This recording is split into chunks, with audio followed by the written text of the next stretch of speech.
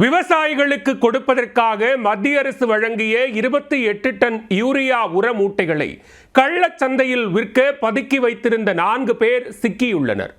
வேளாண்மை கூட்டுறவு சங்க அதிகாரிகளின் துணையுடன் நடத்தப்பட்ட மோசடியின் முழு விவரம் இதோ.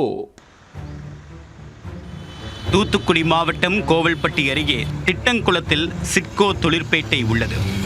இங்குள்ள ஒரு குடோனில் யூரியா மூட்டைகள் பதுக்கி வைக்கப்பட்டிருப்பதாக தூத்துக்குடி மாவட்ட காவல் கண்காணிப்பாளர் ஆல்பர்ட் ஜானுக்கு தகவல் கிடைத்துள்ளது. போலீசார் அந்த குடோனை ஆய்வு செய்ய 45 கிலோ எடை கொண்ட சுமார் 600 மூட்டைகள் யூரியா வைத்திருப்பது தெரிய வந்தது.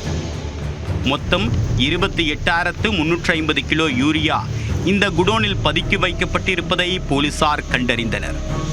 தொடர்ந்து கோவில்பட்டி வேளாண்மை துறை உதவி இயக்குனர் மணிகண்டன், உதவி வேளாண் இயக்குனர் கண்ணன், வேளாண்மை அலுவலர் காயத்ரி ஆகியோர் அந்த கிடங்கை பார்வையிட்டு ஆய்வு செய்தனர். இது தொடர்பாக வேளாண்மை அலுவலர் காயத்ரி கொடுத்த புகாரின் அடிப்படையில் கோவில்பட்டி கிழக்கு காவல் நிலைய போலீசார் வழக்கு பதிவு செய்துள்ளனர்.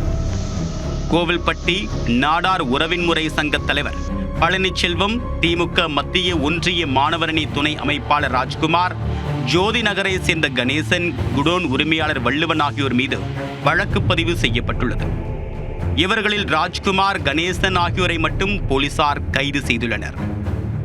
மத்திய அரசின் திட்டத்தின் மூலமாக நாடு முழுவதும் விவசாயிகளுக்கு மானிய விலையில் உரங்கள் வழங்கப்பட்டு வருகிறது. அதன்படி தூத்துக்குடி மாவட்ட விவசாயிகளுக்காக ஒதுக்கப்பட்ட யூரியா உர மூட்டைகளில் 600 மூட்டைகளை கோவில்பட்டி சிப்கா தொழிற்பேட்டை குடோனில் பதுக்கி வைக்கப்பட்டிருப்பது விசாரணையில் தெரிய வந்துள்ளது. வேளாண் துறை அதிகாரிகள் ஆய்வுக்கு பிறகு அந்த உர மூட்டைகள் அனைத்தும் பறிமுதல் செய்யப்பட்டன. யூரியா உர மூட்டைகளை இலங்கைக்கு கடத்த திட்டமிட்டிருந்ததும் முதற்கட்ட விசாரணையில் தெரிய வந்துள்ளது. மேலும் பசுவந்தனை, நாகம்பட்டி, பாண்டவர்மங்கலம், ஐயனேரி, சிந்தலக்கரை உள்ளிட்ட தொடக்க வேளாண்மை கூட்டுறவு வங்கிகளில் இருந்து உர மூட்டைகளை எடுத்து வந்ததாக கைது செய்யப்பட்டவர்கள் தெரிவித்துள்ளனர். மத்திய அரசு மானிய விலையில் வழங்கக்கூடிய உரங்களை கூட்டுறவு வேளாண் சங்கங்கள் மூலமாக உரிய ஆவணங்களை சமர்ப்பித்த பிறகே பெற முடியும். 45 கிலோ கொண்ட ஒரு மூட்டை யூரியாவின் விலை 266 ரூபாய் ஆகும். ஆனால் ஆளுங்கட்சி பிரமுகர்களும் அதிகாரிகளும் இணைந்து விவசாயிகளுக்கு கிடைக்க வேண்டிய உர மூட்டைகளை பதுக்கி வைத்து கூடுதல் விலைக்கு விற்பனை செய்து வருகின்றனர். ஒரு மாவட்டத்திற்கு எத்தனை மூட்டை உரம் தேவை என்று வேளாண் துறை அதிகாரிகள் அனுப்பக்கூடிய தகவல்களை வைத்தே மத்திய அரசு உர மூட்டைகளை ஒதுக்கீடு செய்ய முடியும். உர மூட்டைகள் வந்த பிறகு உரிய ஆய்வு செய்த பிறகே அதிகாரிகள் சம்பந்தப்பட்ட கூட்டுறவு சங்கங்களுக்கு அனுப்பி வைப்பார்கள். இந்த விவகாரத்தில் வேளாண் துறை அதிகாரிகள் தொடர்பு இல்லாமல் மானிய விலை உர மூட்டைகளை பதுக்க முடியாது.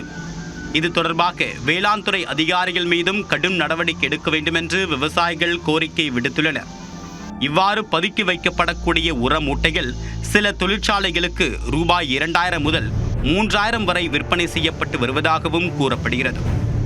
இலங்கையில் உர தட்டுப்பாடு இருப்பது மட்டுமின்றி அங்கு விலை அதிகம் என்பதால் இலங்கைக்கு கொண்டு சென்று அதிக விலைக்கு விற்று லாபம் பார்ப்பதாகவும் சிலர் தெரிவித்துள்ளனர்.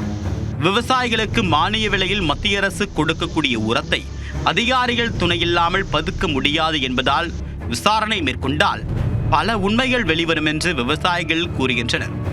உண்மை வெளிவருமா? தவறு செய்தவர்கள் தண்டிக்கப்படுவார்களா? பொறுத்திருந்து பார்க்கலாம்.